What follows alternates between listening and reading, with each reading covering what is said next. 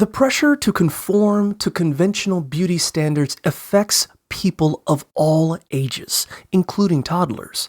But feeling unattractive shouldn't hinder your happiness. It's crucial to recognize that beauty ideals are often unrealistic and influenced by societal biases such as racism, ageism, and sexism. To better appreciate your own beauty, seek out role models with similar features, collect images of diverse representations of beauty, and accept compliments graciously.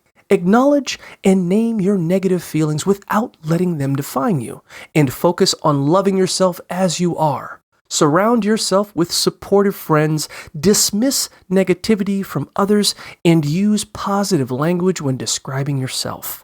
If feelings of inadequacy persist, don't hesitate to seek professional help.